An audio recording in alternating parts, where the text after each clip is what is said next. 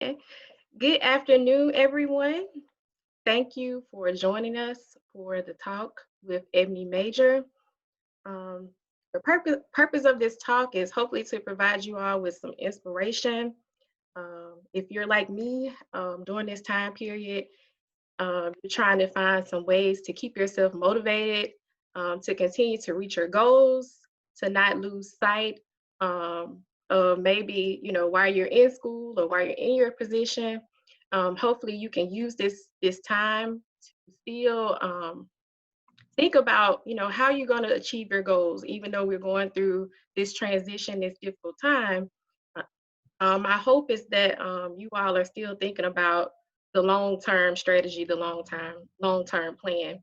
So we have Miss Ebony Major, who will provide us some words of inspiration. Will also tell us her background story as well as the process of producing bourbon. So thank you guys again for taking time out of your schedules to join us virtually for this meeting. Can everybody hear? I didn't do a sound check. Um, we can kind of get a thumbs up. Okay, fantastic. Okay, I see a couple of thumbs up. Fantastic. So I have given Miss Ebony host privilege, and she's going to kick us off. She will introduce herself. Can you see my screen? Hopefully you can. Give me 1 second, stop share. Because my computer is not being my friend right now, sorry. I just got off of the phone with our IT department, but had to end it so that I wouldn't miss this call. So give me 2 seconds.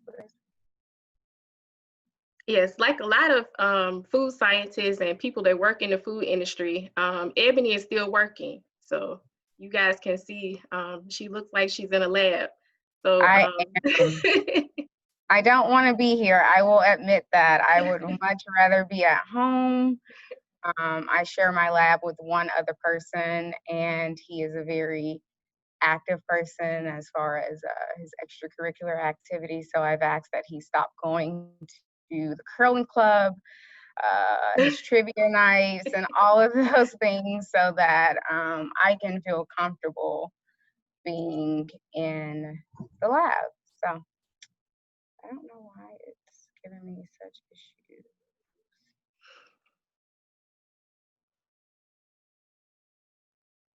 Okay, maybe that was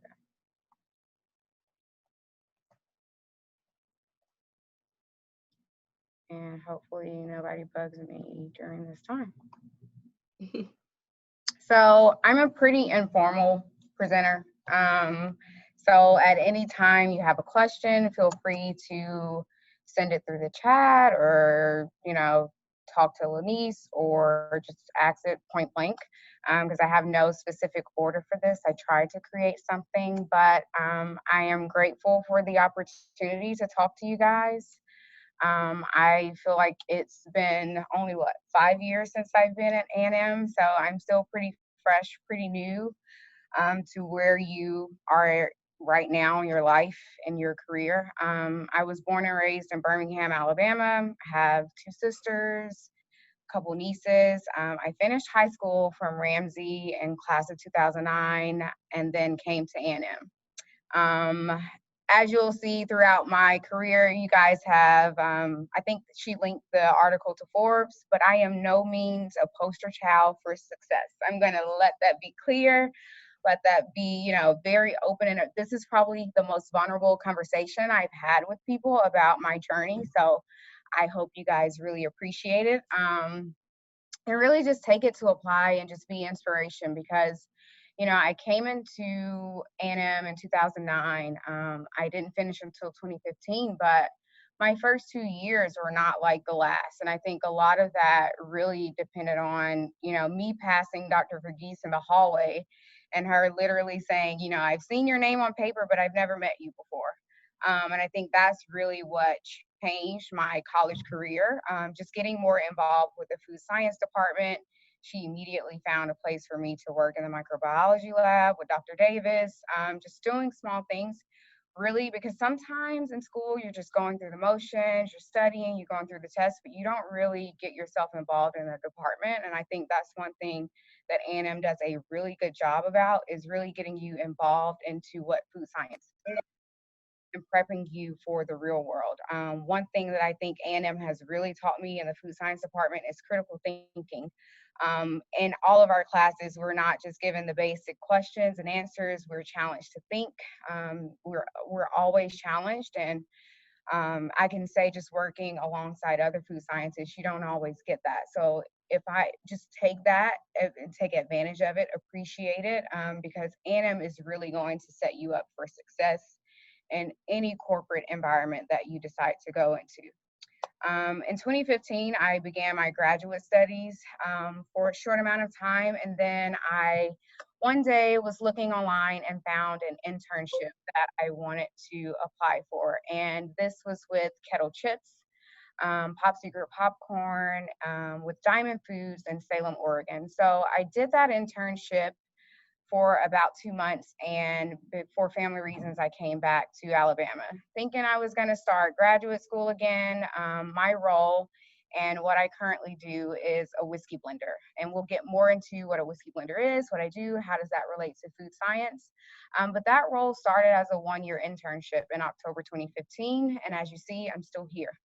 Um, this role has been extremely challenging. I never would have thought that I would be in this role just throughout my experience in college, but I'm really grateful that I took the chance. And I think that's the main thing I want you guys to walk away from this, is just bet on yourself. Always believe in yourself, and lean on the people who are always feeding you good energy and always just giving you opportunities, because had it not been for those opportunities, for me passing in the hallway, my first 2 years of college, I was going back home to Birmingham every summer to work. And when Dr. Berge said, no, we have a summer program, you can spend your summers here, it was an easy decision for me. That really changed how I looked at food science and how I just looked at my possibilities for my career overall.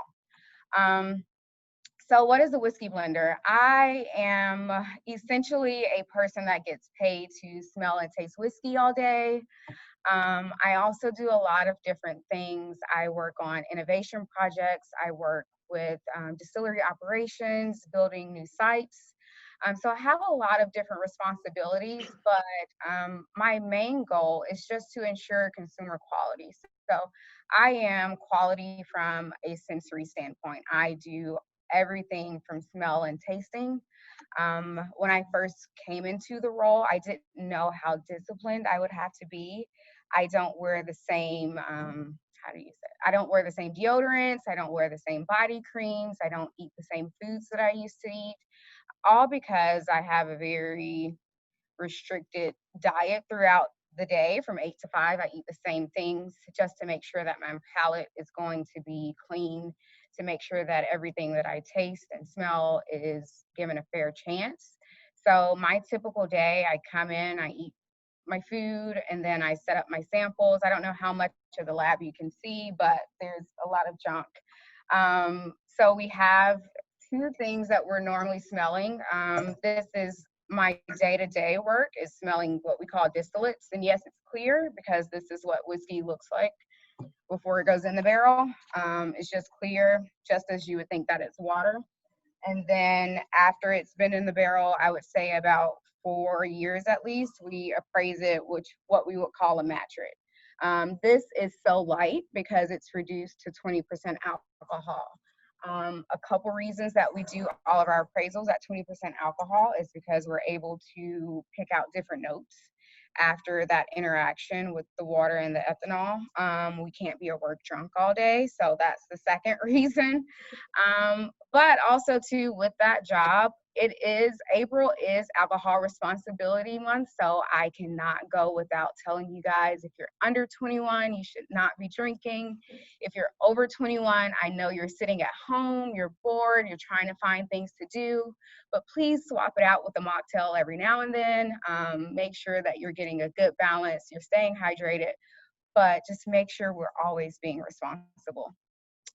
So I'm gonna talk about a few of the possibilities. As you're going through your core functions in food science, you may wonder, like, how does that relate to alcohol industry? How can I get a job there?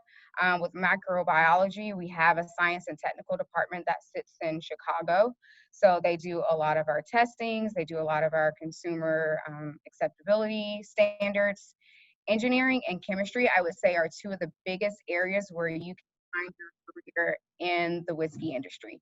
Our distillery, our plant operations, we just finished a trial of trying a new liquid, and it just brought flashbacks from Dr. Kasama, where we're working with the seed plates, and we had to change some things out because we weren't getting the right grain size because we were using a hammer mill versus different. So there's a lot of different ways that you can apply food science to this industry.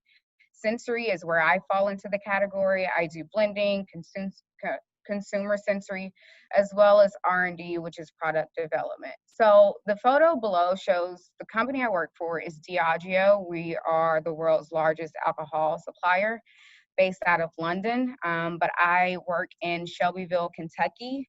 Um, it's a very fun place to work. If you want to get into this industry, I would say prepare yourself. And I think that goes for most food science or any food production careers. Just get ready to be in a very rural area because that's where most of the production is. But these are some of the brands that we own. I work on mostly whiskeys. It's myself and one other person that handles all of the whiskeys for the United States. And he moved here from Canada a few months before he decided to hire me. So if you've read articles, you'll see that Bulleit bourbon is the bourbon that is associated with my name most of the time, and that's physically at the facility I work at. But I do work on other brands as Harper, Dickel, Seven Crown, which is a old Seagram's brand. But today I want to just talk you through what bourbon is, the ABCs, how is it made. A lot of people think that bourbon can only be made in Kentucky. Bourbon can be made anywhere. Kentucky just likes to own that claim to it. And so we'll go through a bit of the basics. Feel free, if you are on mute, you can pop off mute anytime to interrupt me and ask a question.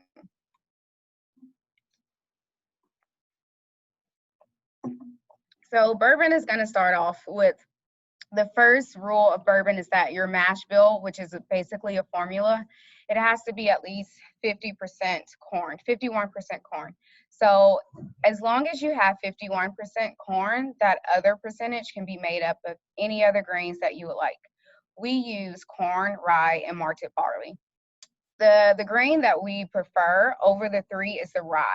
So traditionally, you have your wheated bourbon, your corn bourbons, but we consider ourselves a high rye. And the reason that we choose a higher rye percentage, we use 21% to 40% rye content. And the reason that we do that is because we want a spicier flavor. Bulleit is known for having a spicy content.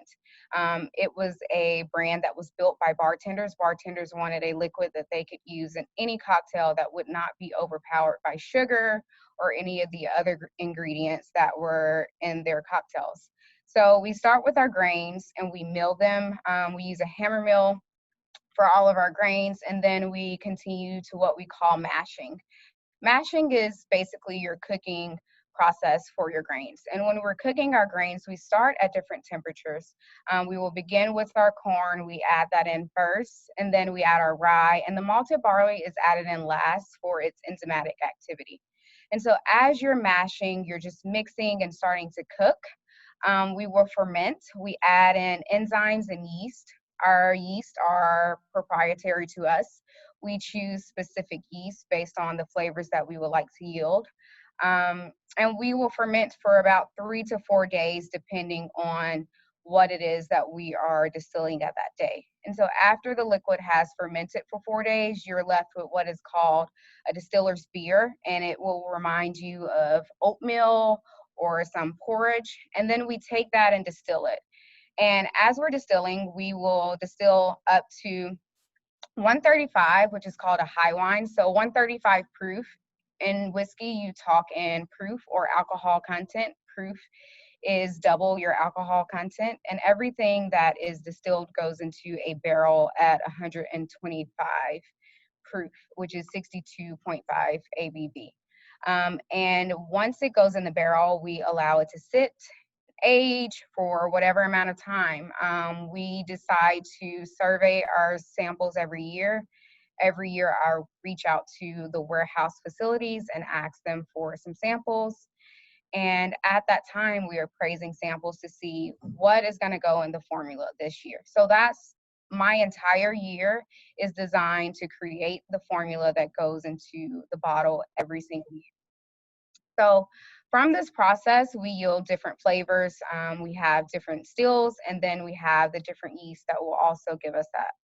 Are there any questions about the bourbon process before I move on? No? Okay. So as I previously mentioned, there's 3 different types of bourbons. You have your high corn. I would say your high corn is going to be more like your Jack Daniels, which is a heavy corn and a little bit of malted barley. High rye is the position that we sit in. And your wheated bourbon, if you've heard of Maker's Mark is a wheated bourbon. This is what we call our yeast library. This photo is actually a picture of a wall that we have here at our visitor center, where we decided to take a plate of our yeast and amplify it and put it on the wall for consumers to be able to see as they're walking through. Our yeast are determined based on the distillate character that we want. And when I say the word distillate, I'm going back to this clear liquid. When I sit down, I have a round table back there, and I will line up my table full of samples, and I will smell them. As I'm smelling my samples, there's very specific notes that I'm looking for, and these yeast are chosen by those specific flavors. We use phenolic forward yeast because those are the flavors that we're looking to use. But when I'm appraising samples, I give quality ratings 1 through 4. 1, of course, is bad. We reject it. 2, we accept within a certain percentage, less than 20% of the year's production can be given a quality 2. And then 3s and 4s, we expect a 40-40 split. So we have one yeast that is very fruity, and I have this slide here for consumers because I can't really give them the exact names, but we have a yeast that is similar to, you would say, juicy fruit or jackfruit. We have one that's more banana bread. We have a very leathery flavor, and then we also have our lighter, creamy, a bit of more strawberry notes from our yeast. This is a photo of where I work. It looks completely different now. This photo was taken a few years ago. In the back, you have our warehouses. There's 4 there now. There's about 8 now. And all of our water that we use for our distillery process is pulled from a lake across the street. Here at Bulleit, we're very focused on sustainability and transparency for the consumer. So we're doing everything we can to ensure that we're giving back what we're taking from. And this is just a photo of a barrel. Most of your flavor that you're getting from your bourbons is made in the distillation process, but there's this unknown science. And I say it's an unknown science because we can't go in and interrupt the process. Once the liquid has entered a barrel, you have to allow it to sit there. You can't add any flavoring to it. If you do, you immediately change your standard identity. I'm currently working on a project right now where we're trying to figure out how is this going to be identified? What category does this fall into? Because we're changing one of the steps. So once the liquid goes in the barrel, it just sits there and you cannot touch it anymore. To be a Kentucky straight, it has to be a minimum of 2 years, but most of our bourbons are sitting in a 4+ range. The Bulleit bourbon that is on the market is going to be an average of a 6 to 8 year old. When we're choosing our barrels, we have what's called a char level. And on this slide, you'll see we use all up char level 4, which we call an alligator char, just based on how it looks. And we felt like that is the char level that allows us to get the most penetration out of the wood. It gives us the vanillin that will produce those vanilla notes and the caramel and everything that a consumer is looking for out of whiskey. Now, I would be lying to you if I told you that everything that comes out of a barrel is always great. That's my job. That's my role. Until you've seen a bad barrel, not a lot of people appreciate a blender. My role as a blender is to ensure that those barrels that, you know, may not have the best flavor. I've seen moldy, I've seen earthy, I've seen hairspray, some chocolate. You see some very different notes, but my role is to be able to mingle those together and mask any flavors that I don't want to be apparent, as well as highlight the flavors that we're looking to. And just making sure that the consumer year after year cannot see the difference, because every year you're changing your variables. Your crop is a little bit different, your distillation process, any equipment that you've installed may have changed that, but my role is to make sure that last year's formula and this year's formula are pretty much identical, that you cannot pick a difference. The way that I get an approved formula, I take 2 glasses, one of the old, one of the new. I have to spin them 5 times. If I pick the same glass 5 times in a row, or even 4 times in a row, I have to start over until I get a perfect XO score. And that takes a bit of a time. Last year, it took about 20 formulas just to get the right one. But in our role, you become a perfectionist, because at the end of the day, people that are drinking bourbon now have probably been drinking it for about 20 years before. If they're older, if your granddad, he knows exactly what he wants his bourbon to taste like, and it's my role to make sure that it tastes the same year after year. So this is a short video. It's on my Instagram, but a lot of people ask me, what does blending look like? Are you using equipment? What do you have in your lab? I don't even have, I used to have a spectrometer in here. I don't even have that in here anymore. Everything that I do at my role is based on my nose and mouth. So when I am blending, here it is. This is basically what it looks like. I'm using different sample bottles.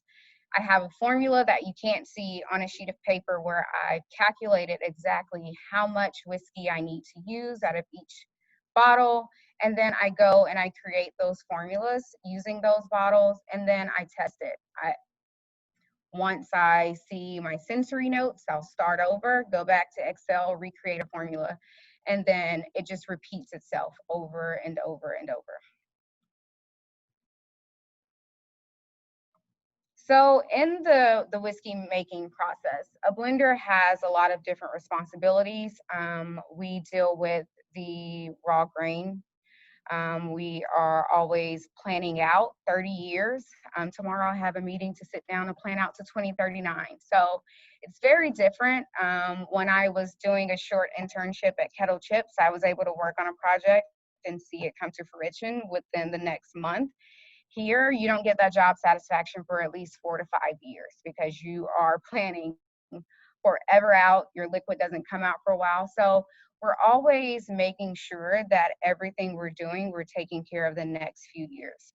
As you can imagine, coronavirus is impacting us right now.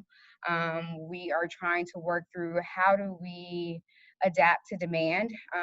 As people started to work from home, we saw an increase in liquor sales, which is great in the immediate, but how do we keep up with that momentum? You know, our distillery is still operating, of course, social distancing, but we're trying to make sure that the volume we create now does not have a shortage in the next, 6 to 10 years. So this is pretty much our life cycle. We're planning our ingredients, we're appraising samples, we are, as crazy as it sounds, planning for warehouses, counting how many barrels I think I'm going to store in the next 5 years, to say, hey, Diageo, I think you're going to need to look at building another $5 million warehouse in 10 years. We do costing and planning. Not only am I blending, I have to make sure that my blends are cost effective. I have to make sure that even if I see an increase in the blend by maybe 10 cents, that it does not relate to the consumer, because you don't want to pay more for your bourbon every year just because I decided formula. But one of the things that I love most about my job is I can tell finance no, I can tell everybody no. Quality comes first. You may want this blend, you may want it at $6, but the only way I can give it to you and give it to you right is at 7. And as a blender, you have that flexibility and power, as you say, to be able to be the end all for quality. Because at the end of the day, I can get you 10,000 cases for $5, but if nobody likes it, it's not going to sell. So that's really what I pretty much do. A lot of my role has really changed. I now go out and travel to different markets to train bartenders, to engage with consumers. And I really want you guys to understand that no matter what role you're in, you kind of make it what it is. It's up to you to decide if you're going to just sit back and check off your KPIs or whatever metrics you have every month, every year, or if you're really going to challenge and push boundaries to really make yourself known and get that job satisfaction. I've been in this role 5 years and have done so many things in such a short amount of time because I was never comfortable with just sitting back. I knew, and I'll be honest with you, when leaving grad school, for one, an internship was a difficult decision to make, but I knew that if I was going to leave something behind, I had to make it worthwhile.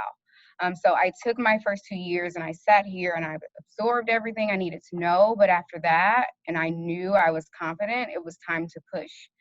I've done Disney Food and Wine Festival in front of hundreds of people talking about bourbon and going through tastings, all from just saying, hey, I can do this. Give me a chance. And I would say the biggest thing is don't be afraid to plead ignorance. Go into a situation. I literally showed up to my job and my boss had this glass and I was like, wait, I thought I was a whiskey blender. I showed up knowing nothing about the process. I didn't know it started off looking like water. I didn't know any of that, but that's fine. As long as you come in and you're eager and you're willing to learn and you don't put yourself above any job. My job right now is very, I would say, glamorous, a lot of travel and all of that. But I started off dumping out liquid in a garage. You know, as a blending apprentice, you start off organizing drawers, you are labeling, you are writing down things. It is my role, and it's really difficult now because as we've evolved as a department, we've had to hire a new person, and that new person is going through those struggles of understanding. You may feel like you're just a lab rat. You may feel like you're just organizing, but there's learning and organizing. When you're putting things away, you're learning your inventory, you're reading those bottles. So I would say just understand that no job is going to start you off at the top. It's not going to start you off at the middle. Everything you have to work your way up from and earn your way there. Right now, before COVID, I was going to move to New York to work in our marketing department, just because jokingly, I asked my manager about a year ago, did I really go to go to school to be a food scientist and realize I want a career in PR? So I am potentially exploring that. I don't think I'll do it long term, but just understand that no matter what role you're in, there's different opportunities. I have done content creation for our visitor center. I get really involved in tours. There's a lot of different things, but always seek advice. I would say during this time, it's easy to sit at home, get bored, watch TV. My keyword is roadmap. Start where you are now, figure out where you are, be very honest, start in the middle, no matter if you just be very honest with yourself and roadmap your career, roadmap your life, start somewhere and just list down the different possibilities. You won't achieve them all.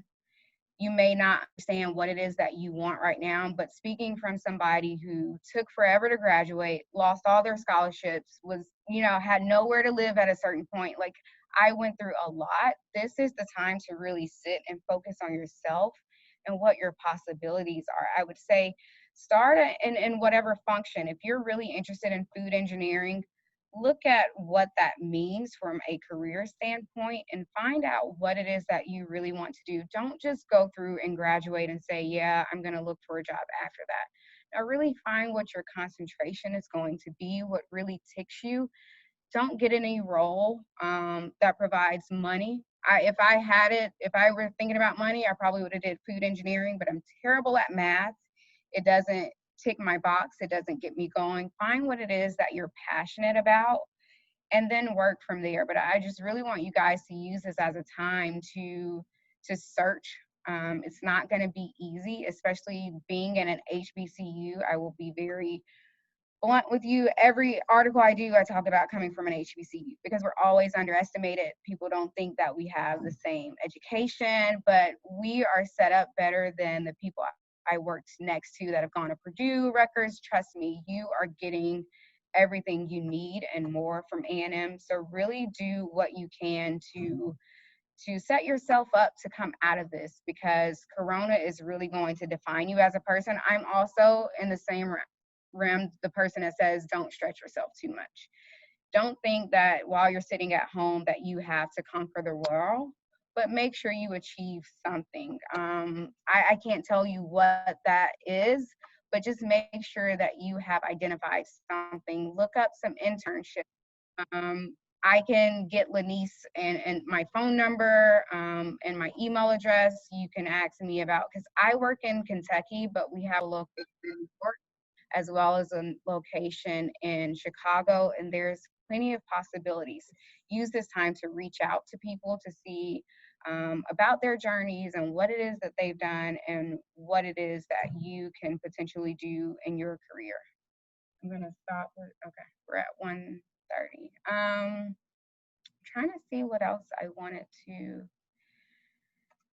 talk to you guys about. I'll take questions now because questions usually help me remember everything that I wanted to say.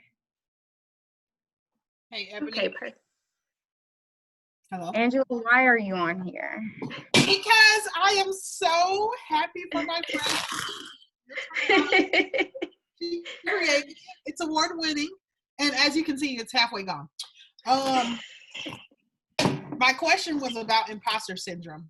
How did you deal with it, if you ever experienced it, whether you were like in school, Yeah, or you experienced it at your internship or at your current job now, and how did you deal with it? I think I am just now getting in a point where imposter syndrome is no longer a thing. Angela just showed you guys a bottle. And when I talk about pushing boundaries, I literally don't care about anybody. My job is not to be an innovator. My job is to keep things consistent. So for a few months, I was sitting on an idea, and I curse a lot. I literally said, F it in the lab. And my boss was like, Ebony, what is it? And I said, I have this idea and I want us to do it. And my boss, and I would say that the biggest thing is, as you go throughout interviewing for internships, jobs, you are interviewing your manager just as much as they're interviewing you. Working for someone that is going to push you in your career is so much more important than being able to just be there and do the job. My manager has been here 20 years. He doesn't want the spotlight. He doesn't care about the spotlight. He understands that by pushing me, he pushes himself.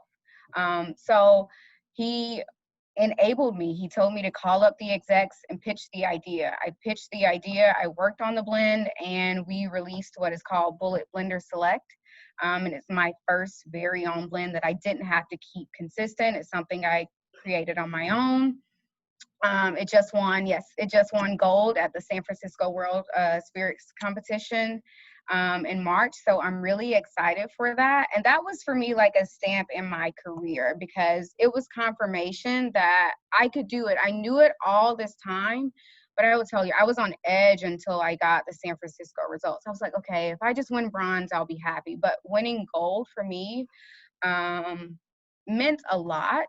And so just, how do you get over imposter syndrome? I just think having people in your corner really helps you. I don't know how many of you guys know Angela, but Angela believes in me more than I believe in myself.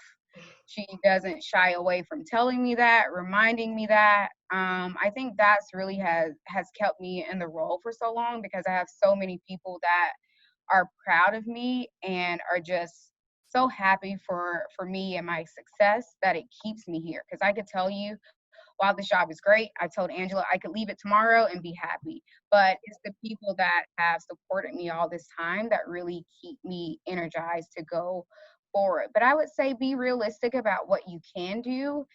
and never be afraid to plead ignorance. Whenever you have imposter syndrome, you're always questioning yourself, but you're going to need that confirmation from others. You're going to need to be able to really kind of level with yourself and understand where it is that you are, and just take the praises when they come.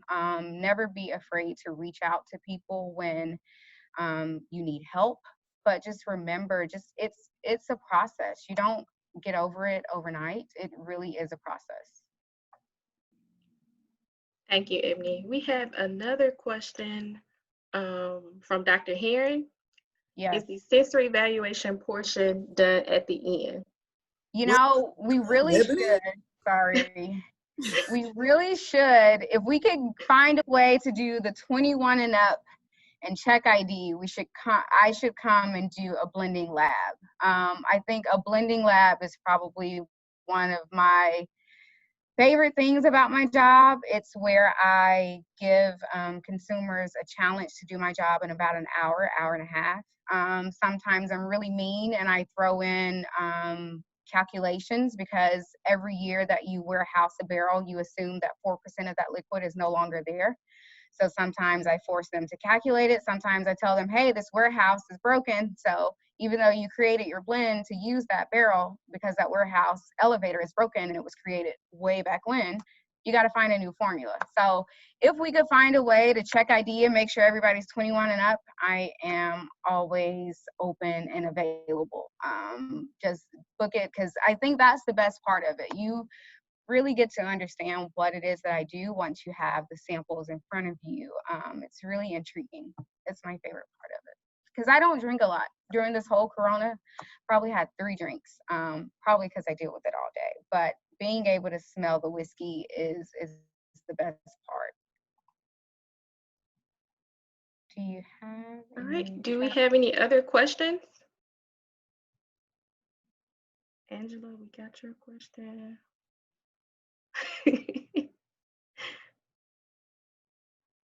Dr. Heron wants me to work that out after the fall. As long as we can get IDs, we're good. As long as everybody is 21 and up. And that's one of the funniest things about my job. There's days where we start off with mimosas and we end with old fashions. And it's the culture. It's drinking is not really frowned upon. It's really about being responsible. I'm that boring friend now. If we decide to go out at night, I'm going to Uber, because I'm not going to risk losing my job. But it's just really about discipline and enjoying. That's what whiskey is about for us, what drinking is about. It's about celebrating the moments. It's about enjoying life. Our motto is celebrate life every day, everywhere. And we really hold true to that in everything that we do. Anymore, I feel like you guys have some questions. Don't be afraid. I'm telling you. You can ask Dr. Heron. He knows how much of a trouble I was. Dr. Davis, Dr. Reese. Everybody knows that I am probably the most down-to-earth, very transparent person. So if you have any questions, feel free. If you want to go back and look up exactly what this industry is, what it does, and then you decide that you have questions later on, you can feel free to share my email address with them. We have one question from Dr. Davis. Can you tell everyone how you got through tough times that were school related?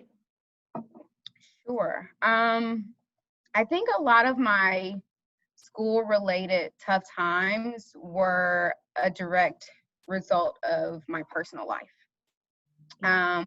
I think, there was a time where I was going through a lot personally, which prevented me from simply being able to get out the bed and go to class.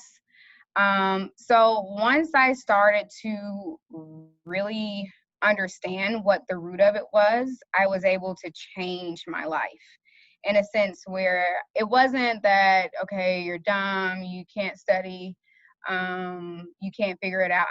I remember when I decided to make that shift, I also saw, like Dr. Heron, when he graded the test, he saw that shift. So once I was able to understand that, hey, it's your personal life, and I'll be very honest with you, that personal life was my father.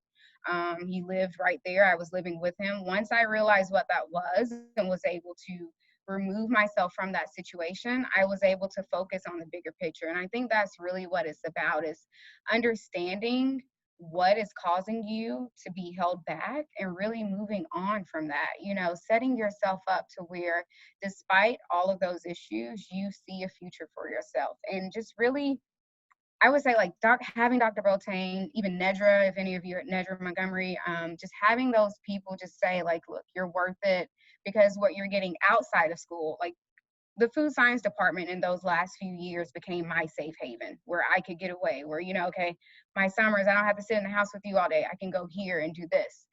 So really just understanding that and understanding the bigger picture, because while those years are short, this is really setting you up for the future. You really have to understand that what you do now, and I wouldn't change anything. A lot of people may say that, the only thing that I would have changed is that student loan debt I have from losing those scholarships. That's the only thing.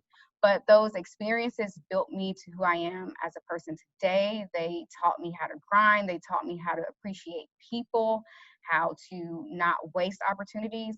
So I don't have a single regret. It really has built me to who I am as a person today. Okay, thank you, Ebony.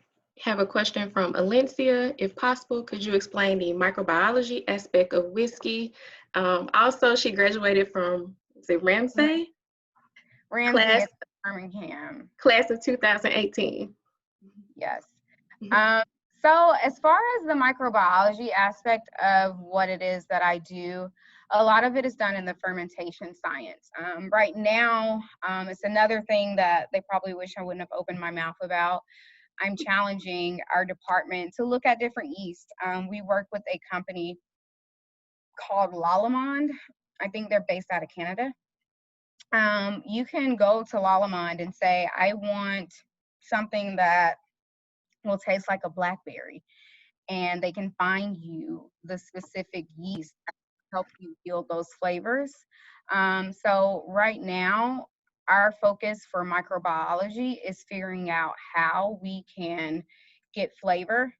We would love to be able to propagate our own yeast. We have certain distilleries that have those capabilities, but right now we're just taking in totes of yeast because we don't have a microbiologist on site that can handle that. So there's a lot of, can I run, sorry, and get my charger before my computer plugs out? Sorry. Yes.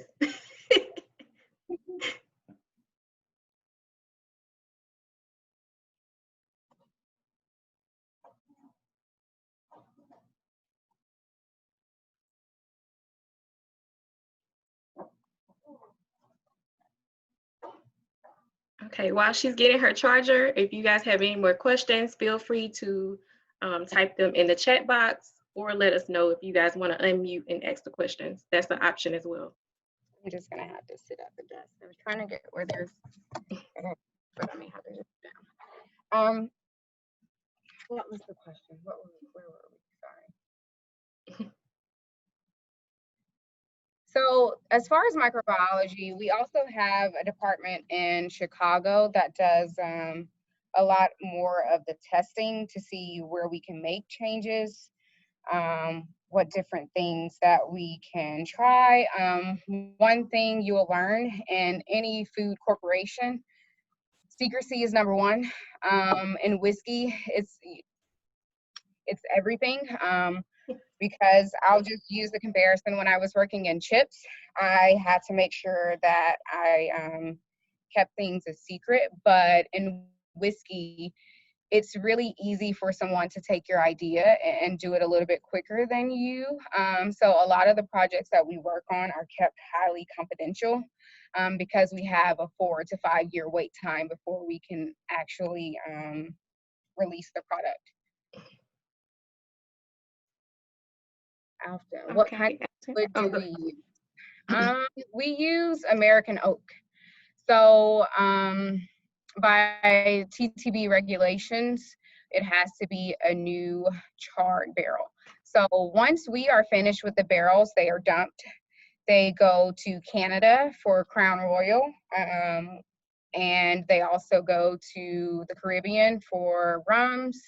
We send some to Scotland for Scotch whiskeys. We have Johnny Walker, but we can only use once-use barrels. A project that I'm working on now, if any of you have drink, is finishings, where you take a whiskey or a liquid and you finish it in a different type of barrel just for a few months to get some of that flavor. So imagine taking a rum barrel and dumping gin or whiskey in it to impart those different flavors. And that's one thing that we are currently working on.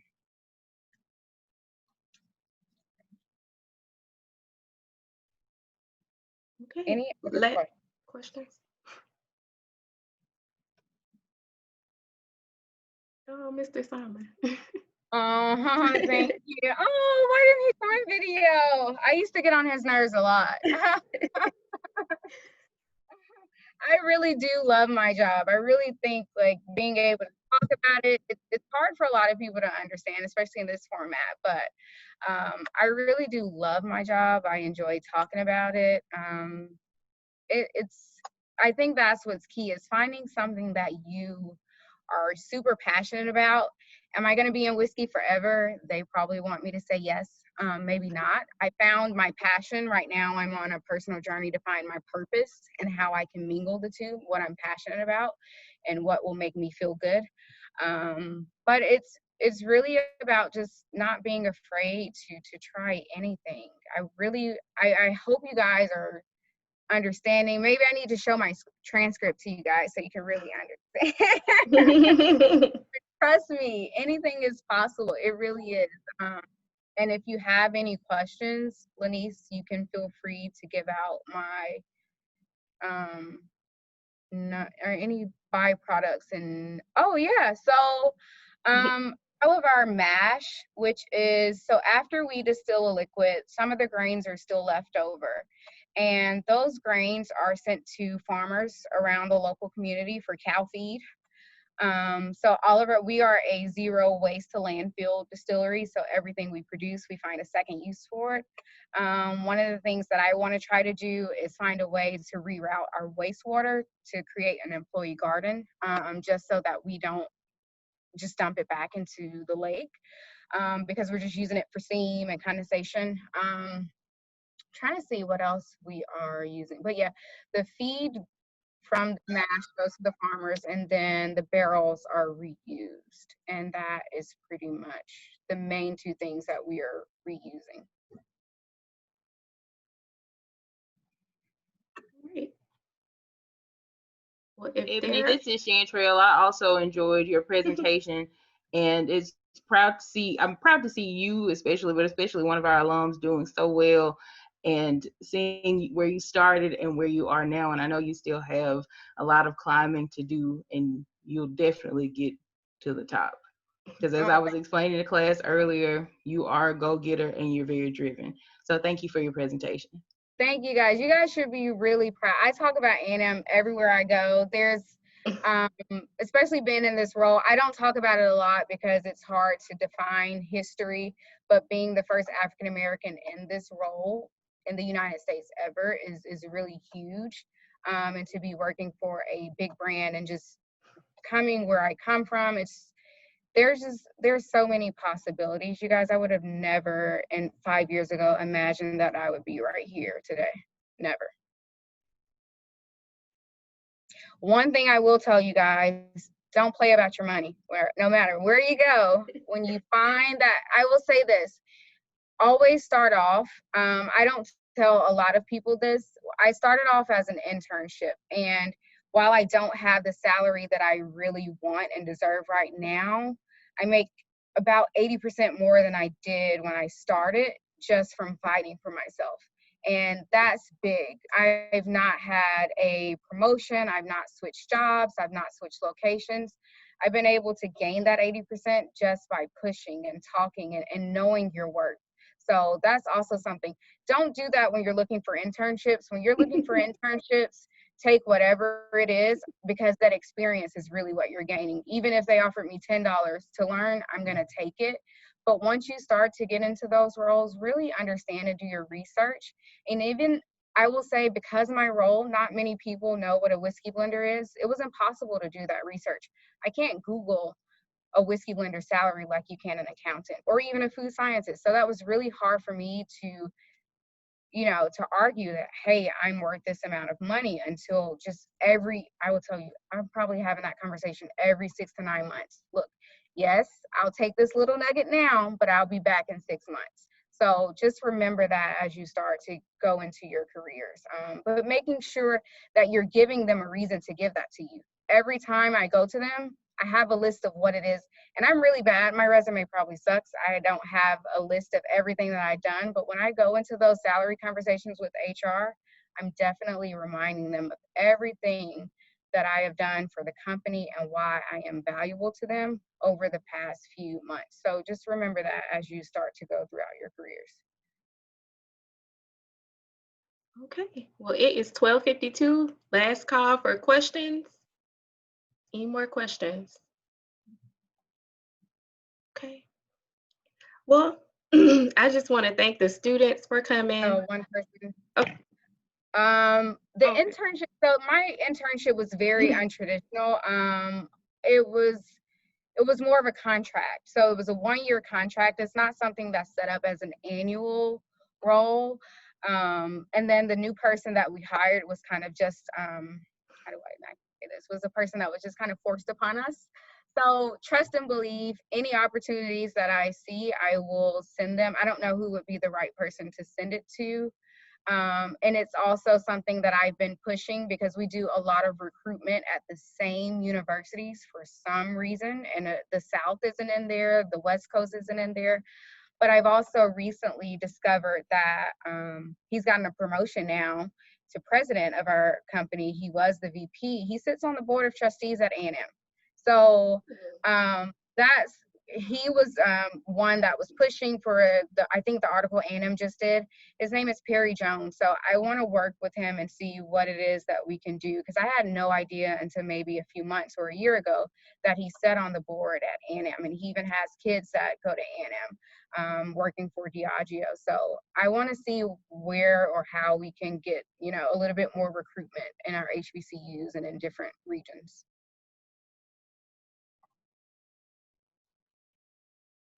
Well, thank you guys for taking time out of your day to talk to me. I enjoyed my break from meetings, because now that we're working from home, people want you to sit in meetings all day. So thank you for taking the time out. Don't forget, Lanice, you can share my info. Yep. If you have any questions, feel free. I'm an open book, trust me.